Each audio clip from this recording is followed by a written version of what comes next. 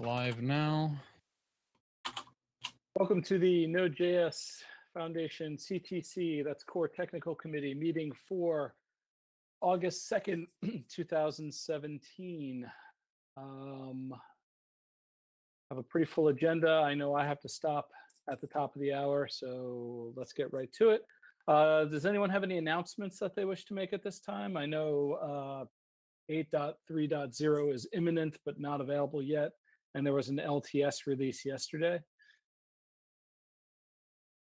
I cut a release candidate for 8.3.0 with V8 6.0 today. So there is an RC for that today. So please, if you're listening, go download it and test. Is that basic message? Yes, please. Sorry, was that 8.3.0 or? Yes. Yes. Okay, good. Just want to make sure I got the notes right. Probably say where that RC is located because they're not. Yeah. I'll paste it in the meeting docs. Okay. Perhaps we can maybe get, I don't know, the Node.js Twitter to tweet it out and get the last couple of people to RC test it. Might be nice. Sounds good. Okay. Any other announcements? All right. In that case, then let's quickly review the previous meeting.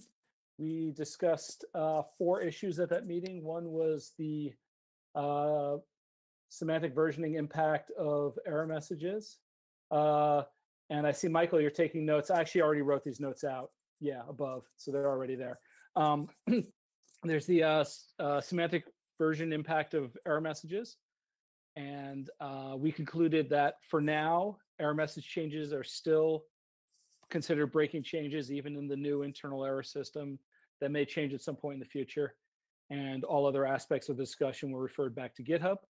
We briefly discussed what we're going to talk about first today, which is the EP, the proposal by Guy Bedford for an additional way to basically use package JSON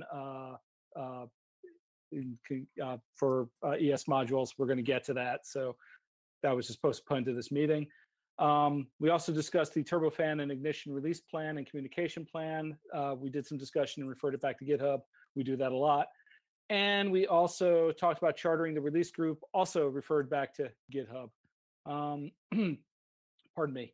So unless there is anything else to discuss, well, I guess I should go over the agenda items for today because a couple were added. We started off with just 2. One is the module resolver spec EP that we were just discussing about. I was just talking about. Another is there's been a longstanding issue, and Matteo added this to the agenda. But there's been a longstanding issue about what to do across the code base where we access underscore prefixed, a couple of underscore prefixed properties of streams. And that kind of, that had an issue opened pretty early on, and it kind of stalled out, and Matteo wants to figure out what to do, I think. So that's probably going to be the second thing we talk about. Additionally, Michael Dawson wants to discuss the setting a target date for the ratification of, was it the release group or the LTS group? What was it, Michael? It's the release working group, which would be incorporating LTS release and SGIM teams as they exist today. Great. Okay, so if we have time, that will certainly be the third thing on the agenda. And the last thing was put on by Anna Henningsen, who might not be able to make it. I don't think she's here yet. Is she? Doesn't look like it. But that has to do with more robust stringification and promises, and hopefully she can show up a little late and we can talk about it. If not, I imagine there's a good possibility we'll push it off to the next meeting. Okay, is there anything else that anyone needs to add to the agenda at this time?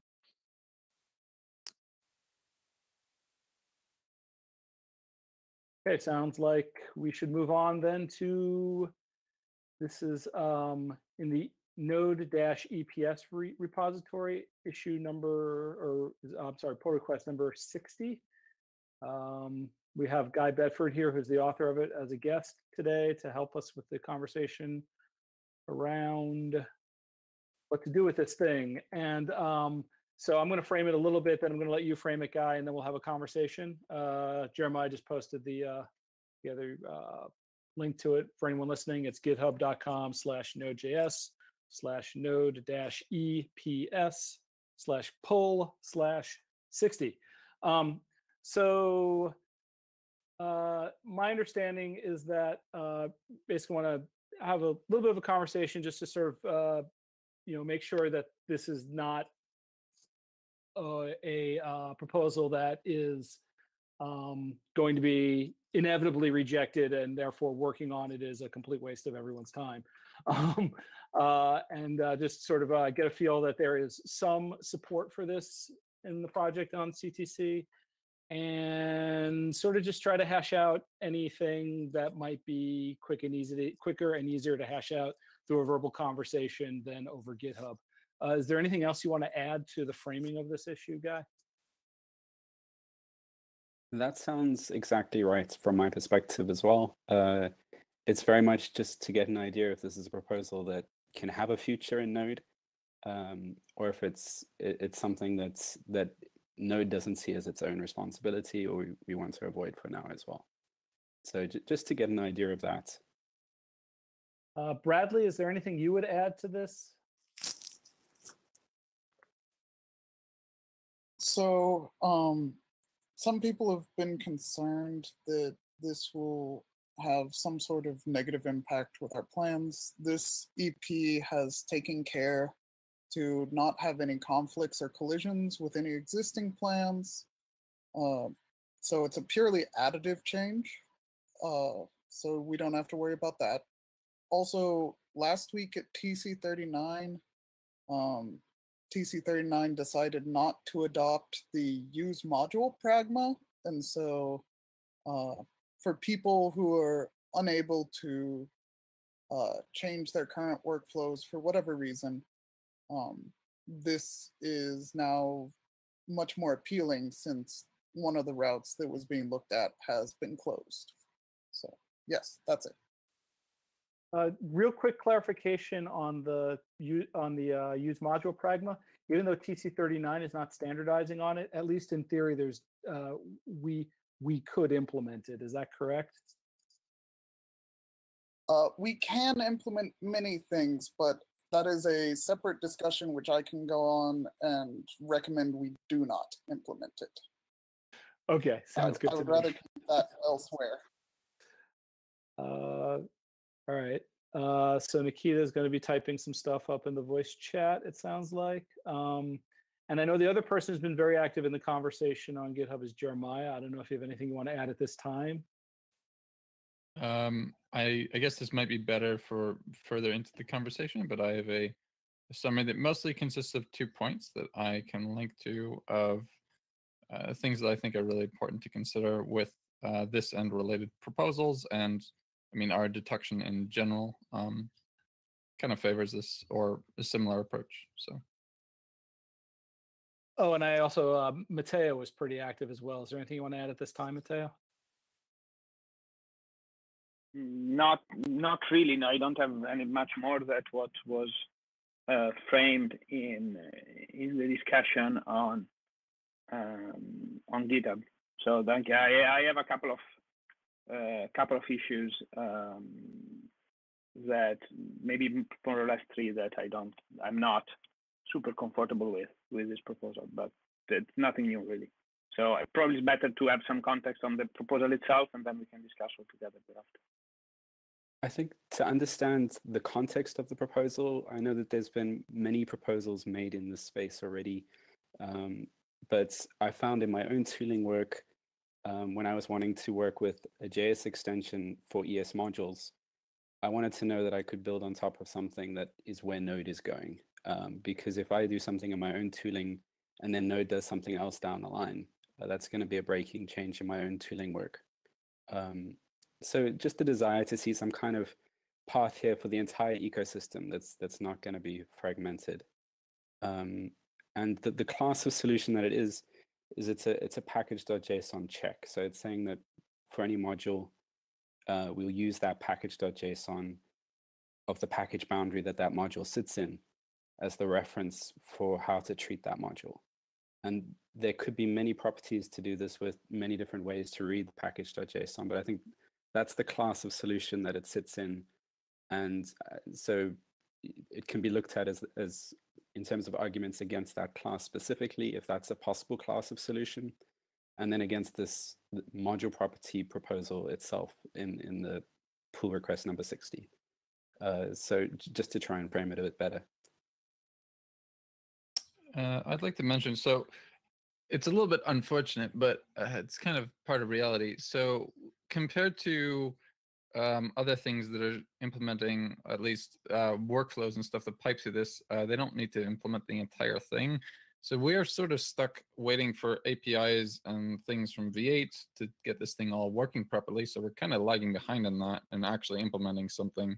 And that's kind of also pushing us back in, I mean, we don't want to go down an implementation route and find something is like very difficult or anything to do. I know Bradley has a lot of this sort of thing implemented, but that's just part of why it's backed up so long. Is that specifically the unambiguous grammar that you're referring to? No, I'm referring to general APIs in even using like actual module mode in V8. Right. Yeah. I mean, maybe Bradley can follow up on that a bit better. Sure. So we have a PR up on Node for what we can do, which, given the current V8 APIs, essentially what we can do is we can make the main module be ES module. However, to use dynamic import or import.meta, we have to wait on V8 to finish implementing them.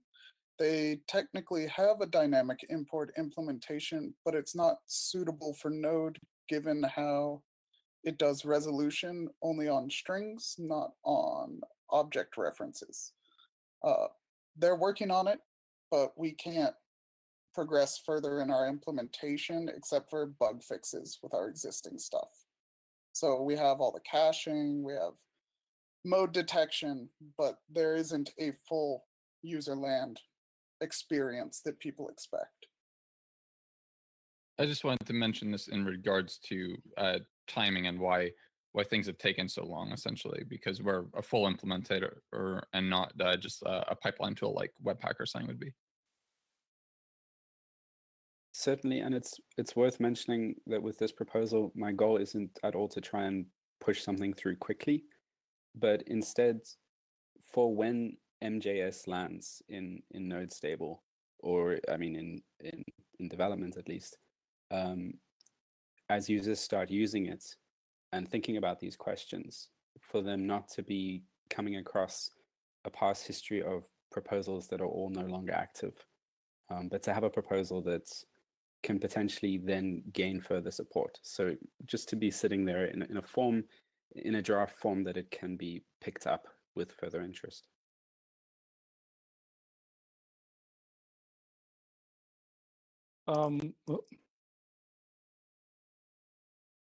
So Nikita, were you waiting to say something? Yes, I actually have written something about that. I'm going to say a lot of things probably now, and I will also send those in an email pretty soon. So, as I'm understanding, the whole ESN thing is that we had some different approaches at the start and didn't figure out the best one at first, and browsers implemented specifying DSM with an HTML tag. Actually, I think now that the best way would have been just if everyone agreed on use module from the very beginning, because it's the only solution that could work both for Node.js and for browsers, so that if one would see an .js file, they would be able to tell if that is targeted for browser, if it is targeted for script or for ES model. Looks like that won't happen, and so use module doesn't have any good sides now anymore, because we won't have a standard way. So as I understand what Bradley is targeting, it is a long-term goal of .mjs being as widely adopted as .js, supported by all editors and so on, so that everyone who would use DS models would just name the file .mjs, so that people and tooling and everything would be able to tell if that JavaScript file is targeted for module or not. And in the long term, it would be supported everywhere, so that people won't have that friction to, or the drawbacks for naming files .mjs instead of .js. Actually, that's the only way how we could unbreak things now with the current path that browsers shows. And so actually now I support targeting .mjs adoption, because we can't do anything better. So now about the packages on Entity. I actually think that we should adopt that because I see valued use cases which would be broken without that.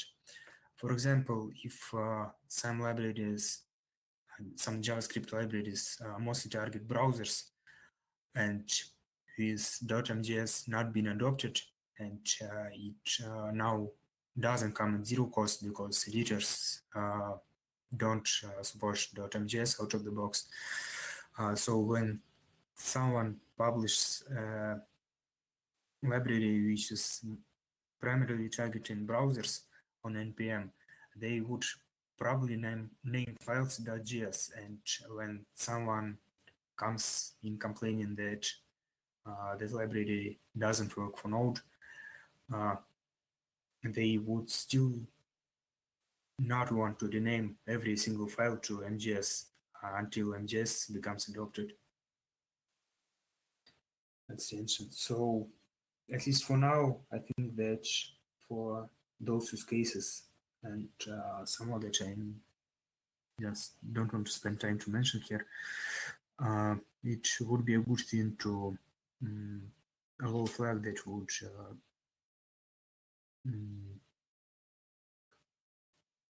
specify that that would tell Node.js that the whole package is targeted for ES models, to allow people to use .js files for now.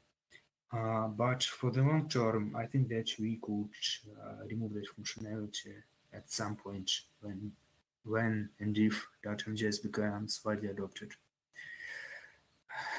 And so what I'm saying that I'm in favor of this for now, but at some later point when .mjs adoption would be reached, if that would happen, we could just deprecate that and remove later.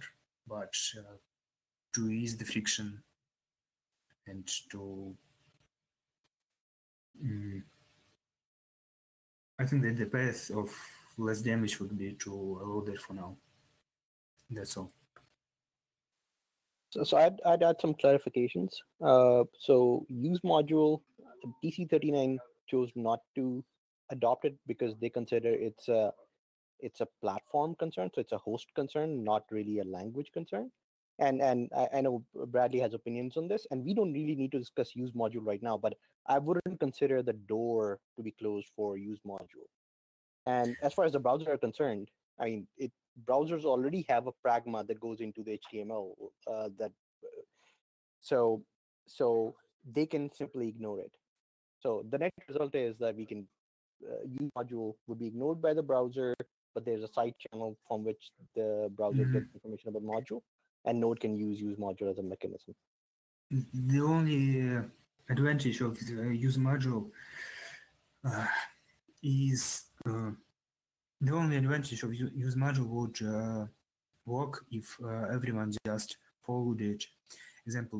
For example, if browsers follow use module as well as pragma, I mean, if they would target ESM if they see any of those, that would make use module usable.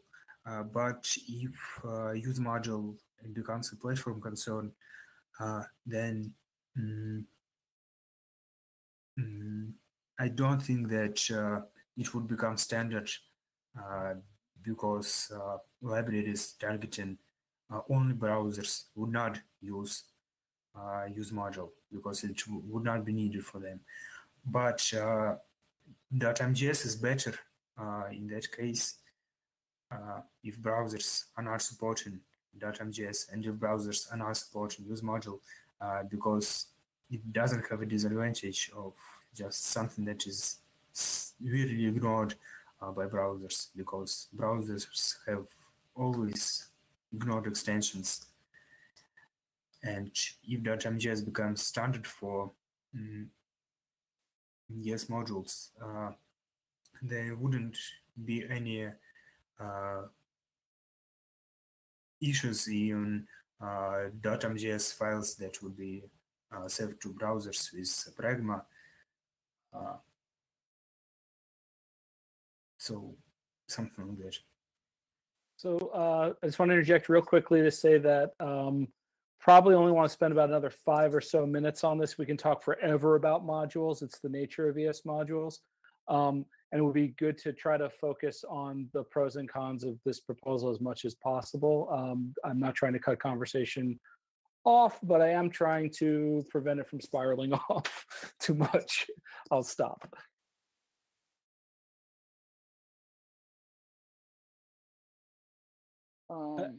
So I can bring up something. I would like some more clear feedback on this proposal.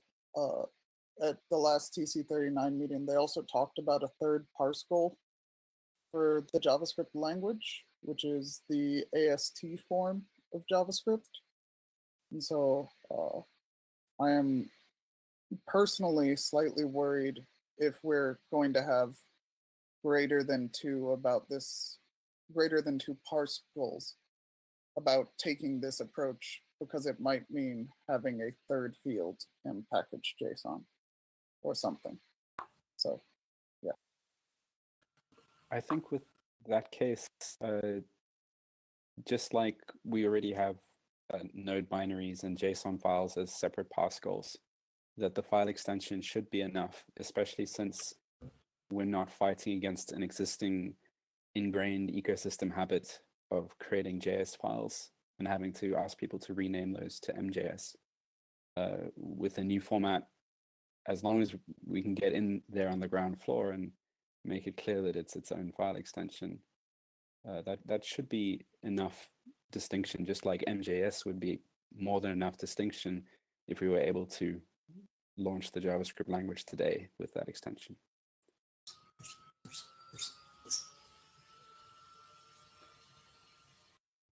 Okay. I'd like to bring up the two things that I had on my sort of summary thing. So I think that there's two large things that favor this general sort of approach where it's not per file, I suppose. Number one is that aside from like JSON, and I think there might be one other thing that we special case into something.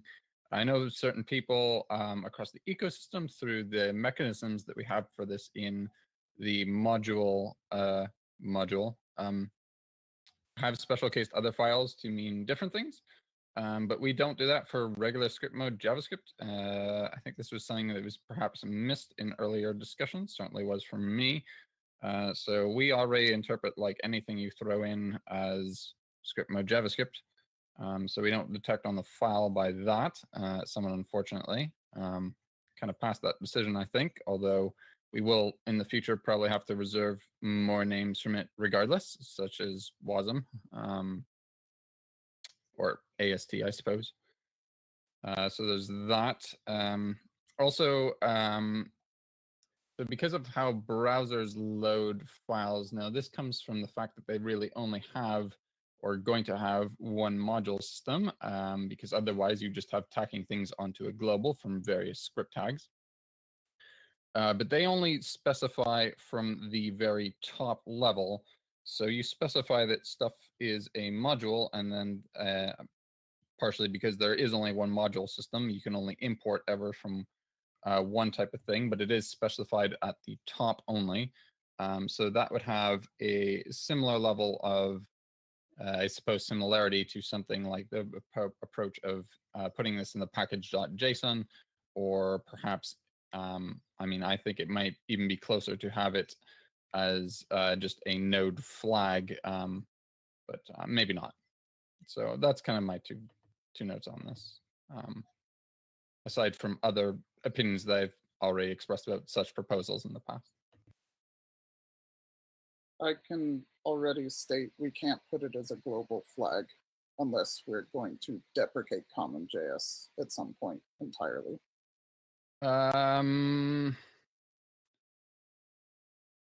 So partially brought up in this proposal also, although I don't think it actually pertains to the proposal itself, we will need to have a module flag of some sort of description for eval scripts. So where you do node-e or node-eval, and also for the REPL.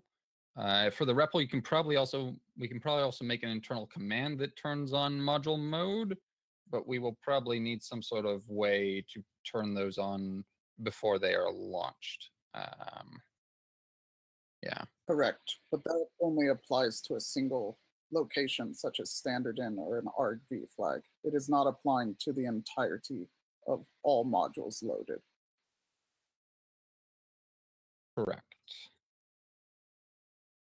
In terms of the points against this proposal, the primary point that I could probably see is the additional performance cost in the resolver that we're doing these package.json lookups. And the argument that was used in the indefensive JS proposal is exactly the same, which is that we already do package.json lookups for directory mains, so that it's only a minor extension to that. The other counter argument to the potential resolver performance is that we already do up to, I think, 4 different file extension checks. I forget the exact number, each of which is a separate file system stat. So there's already that latency in the module system for those bad cases. And if performance of the resolver were to be a primary concern, that we should be rather enforcing the use of file extensions, because that would remove all of those sort of statting cases. But apart from that, I think from my perspective, the question is kind of a change something that in the name of usability and ease of use for users and not fragmenting the ecosystem, something that Node can consider and something that I can continue to investigate further here? Or does anyone have any strong arguments against such a direction? So I'm really not sure that performance was ever much of a thing against the package JSON performer proposals initially, performance was definitely a negative point against trying to do any dual parsing scenario where we parse it, say, as a module first, and if it doesn't work, parse it as a script. I seem to recall that major points against previous ones were things such as dual modules would be easier to differentiate, particularly in situations where you are requiring or importing a specific file in a module. Okay, I guess Matteo brought up the performance point. There might be some impact. It certainly Brian isn't White anything might like the dual parse scenario would be. Sorry, what was that? I just jumping in. So part of the problem is that for any given file, if any file is imported, it needs to potentially to resolve up to the root of the file system to know that a package.json file is not present. Not the root of the file system, the root of the package. Yeah, but considering the fact that you might run a JavaScript file that is not part of a package, that it's definitely something possible. Then that will only and happen. I've seen these cases so many times. So especially on small hardware or things or small automation scripts and so on. But that would, in that sort of a case, it would likely be an entry point to an application that doesn't have a package.json. So yes, we would stat up to the roots, but then after that's done once, it's cached and it's not done again for any of the other modules in the app. So worst case scenario, it's only 5 or 6 stats unnecessarily on startup. Specifically, let me make a very simple example. All those cases will need to be, all the file system will need to be walked down for every time we run a single test in Node Core. This is just another simple example. But so there will be, the proposal is to have these cached as well, so that the checks don't get rerun. It's rerun at every time the Node.js start. So yes, it is rerun. Right. Yes. Yeah.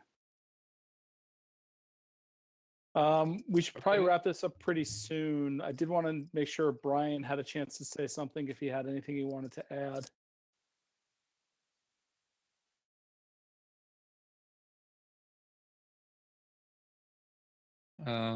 Maybe he can add that in a second.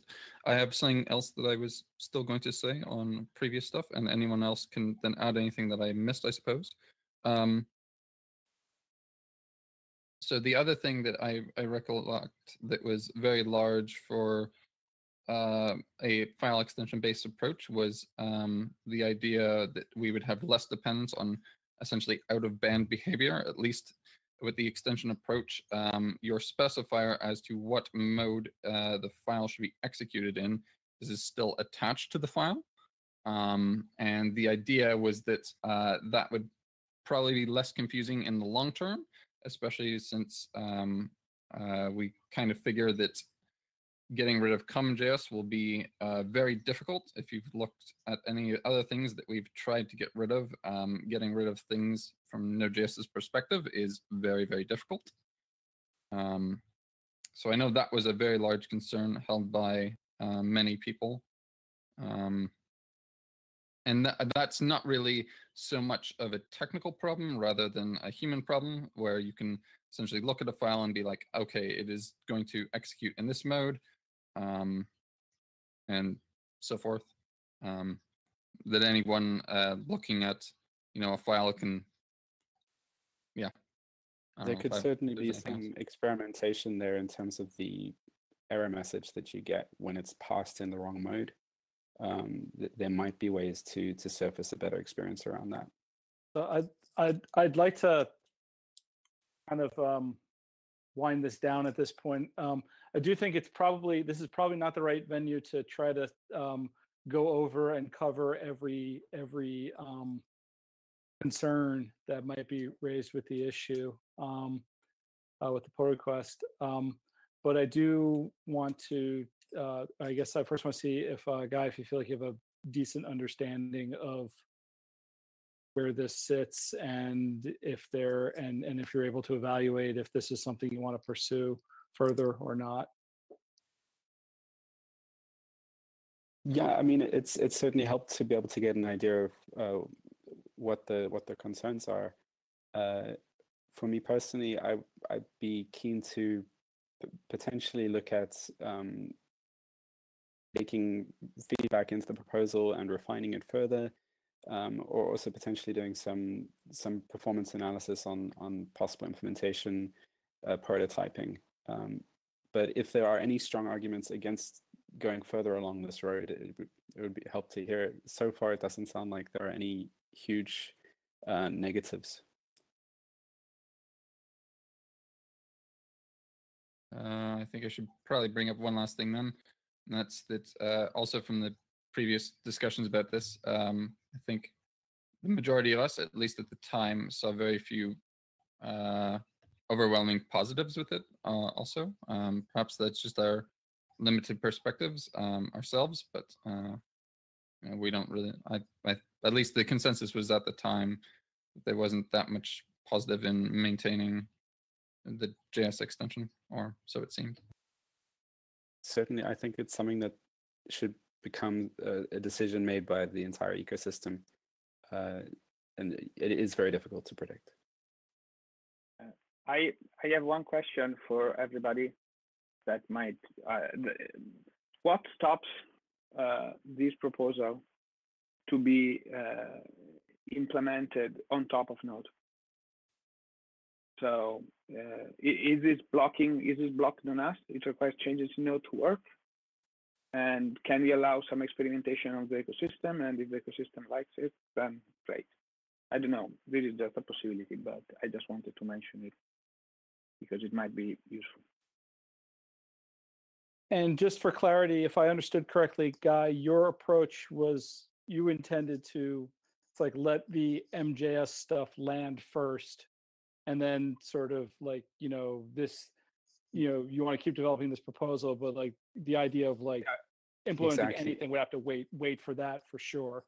Exactly. I'd only want to move it further based on interest. So the idea would be for it to have some home where it can sit, even if it's just still on this PR as an open one, and be in some form active and able to pick up on interest if and when it develops after MJS lands in Node, so that it can form part of a path, or alternative paths can come in. But just for there to be something active, because if you look back at the history of these proposals, it's a history of inactive proposals. So just to have something there. Yeah, that's pretty much it.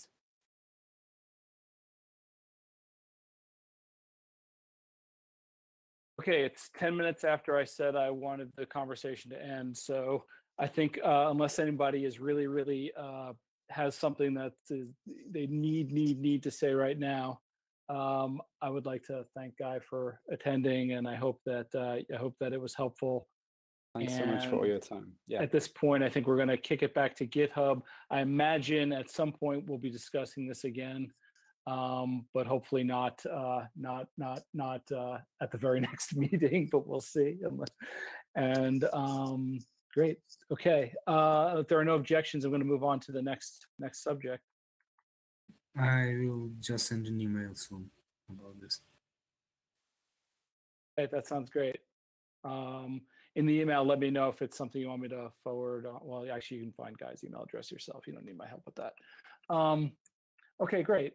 So the next topic that we were going to discuss was the issue Matteo put on the agenda, which is in the Node.js/Node repo, issue number 445, clean up writable state and readable state access across the code base. Matteo, would you like to summarize and explain what you're looking for in this conversation? So sure, Rich. So the point is simple. Like from the very beginning, at some point before the Collaborator Summit in May in Berlin, it was brought up that we should maybe discuss this issue between the streams working group and decide what to do about it and try to remove the access of underscore properties. The approach that we considered and we discussed a little bit various options at the time, it's to add new properties to the main object so that all use cases could be implemented without accessing the private property, readable state and writable state.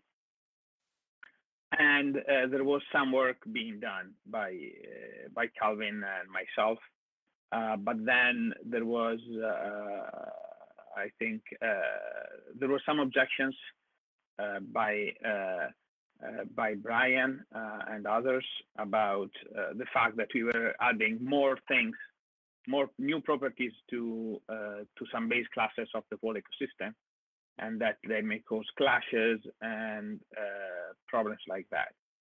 So generically, what I would like to know is, should we keep down that route, or should we stay on the underscore property? Now, it's not possible. We don't think it's feasible to remove. Either you take the so there are other options, of course, and one of which is to remove the underscore, which is fine, but that will open up the feasibility, the fact that we are also opening a state that we don't really want to open to the public. And this is the first one. And then the second one is that having another object, another readable state, another writable state specific. Now, if you know or not, that the code path in the streams, it's very heavyweight, very costly. So I don't want to create more objects for streams when they are not really needed. So I don't know. I hope I have been clear. I can provide some reference for the minutes if it's needed. I wonder if we will need more time than we have today to talk about this issue, because it sounds like there's a lot of pros and cons. About clashes, can't we just choose property names that are not used by anyone yet?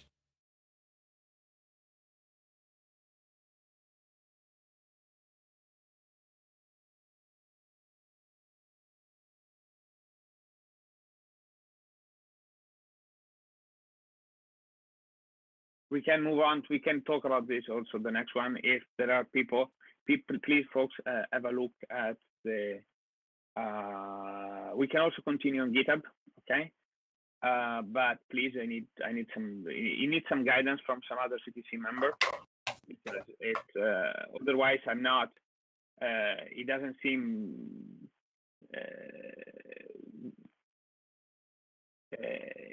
Yeah, so it doesn't seem that it's really progressing and that issue has been open anywhere for so long. So probably we should do something about it. So yeah. Just one quick question. So is the path you were going down basically adding in like methods that would let you get access at the current state as opposed to using the properties directly? Getters.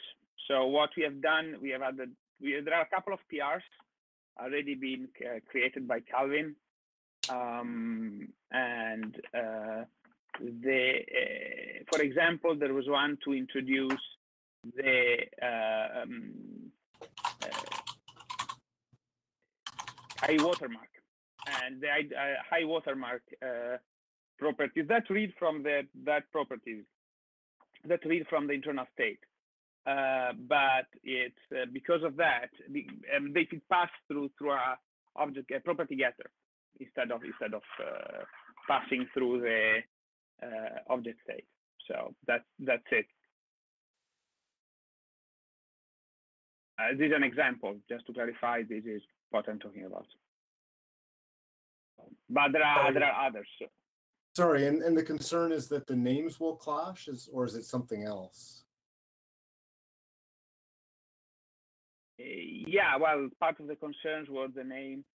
The name the name would clash, and of course, people are inheriting from those base classes. So, there is, when you add something, there's always the risk of causing issues and so on. So that's the only thing that if we want it, some of those PR can be landed at some point in the near future. It's more about, do we want to still do it or not, and if so, what is the current best direction? Okay, thanks. That answers my questions anyway. Okay, it sounds like we're probably going to revisit this one. Nobody objects. I'd like to. We have about 8 minutes, and I'd like to move on to the other two items that we have. One is Michael Dawson. That's about the release working group. I don't know if we need to discuss anything beyond ask people to please look at that. Yeah, we actually did that last time. So and there hasn't been a lot of discussion. So what I'd like to do is see if there's opposition to just setting a date for ratification, right? Like I read through the working group thing, and it said it needs to be ratified by the CTC. And what I didn't parse from that, whether that means like we actually have to have a vote, or it just has to be our regular consensus seeking where there's no objections. But I wanted to sort of see if unless there's objections, can we actually set a target for when we'll do that, as opposed to just letting it hang out there? Yeah, well, so it does look like James has request changes hanging on it that looks like it's been addressed, but probably a good idea to get him to clear that. I think I already cleared that. Yeah, and in the meantime, I guess in the meantime, I mean, ratify does sort of imply a formal signing off on, so maybe we should call for a vote either in the GitHub thing itself or at the next meeting. Although I really am a fan of, if nobody objects, just it's done. So right, I can go either way. If nobody's feels strongly enough to object, then it seems like we could proceed. But I don't know. Yeah, I read the ratification and was unsure what we should do. Yeah, why don't we call for a vote on it, just to and just do it in the GitHub issue and just mention CTC, and hopefully we can get 12 people to give it a thumbs up, and that'll be that. Okay. So and what we're voting on is not specifically like, I don't think we need to have the wording perfect. It's like, the vote is on doing this, subject to some small tweaks to the wording if necessary, right? Is that reasonable?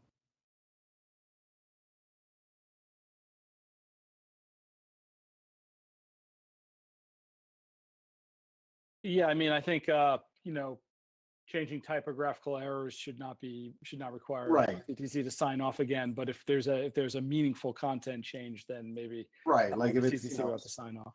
It's signing off on the concept, and if the concept changes, yes, but otherwise we can go ahead. Okay, I'll put a comment to that effect.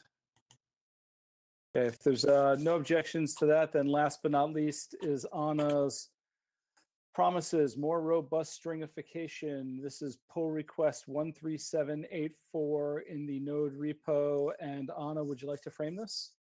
Before we move on to that, I'd like to just mention one last thing. As a member of both of the groups, this is kind of regarding, I kind of wanted to actually have a read over it, which I will try my best to get in today before I vote as well, if possible. That's all.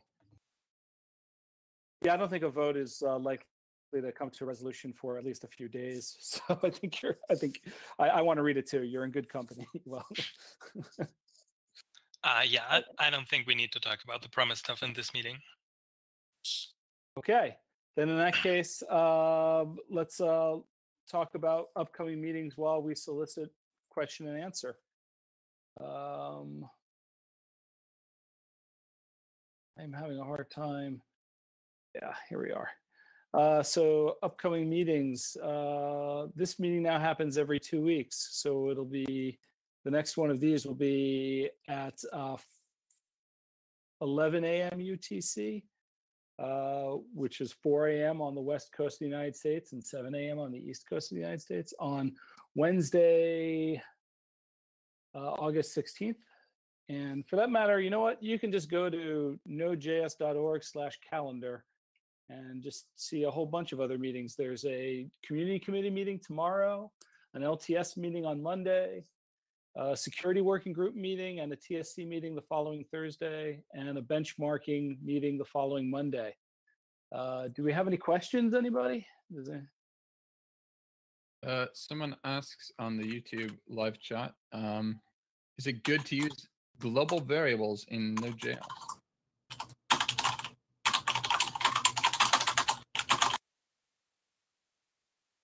I would say that is use case dependent. Right. And from my perspective, it's always good to avoid that, because I think if you ever get into cases where, Node is being loaded into a process as a shared library or something, globals do limit.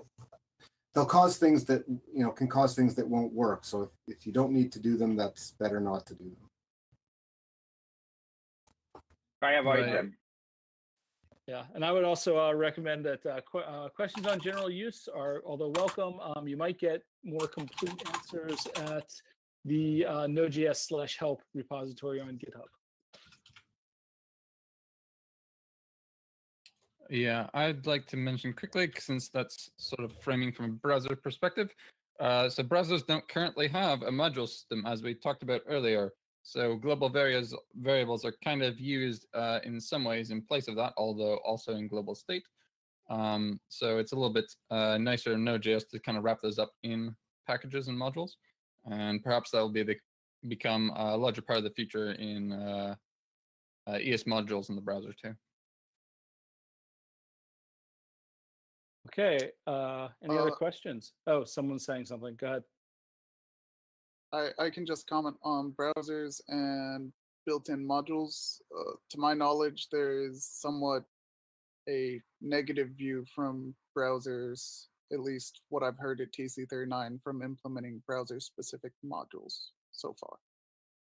But language level, maybe.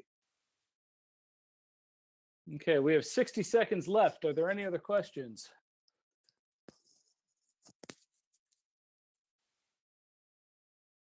All right. If not, then I'm going to say thanks, everybody. And thank you, Jeremiah, for streaming. And thank you, Michael, for taking notes. And thank you, everybody else, for being awesome. And thank you, everybody, for listening.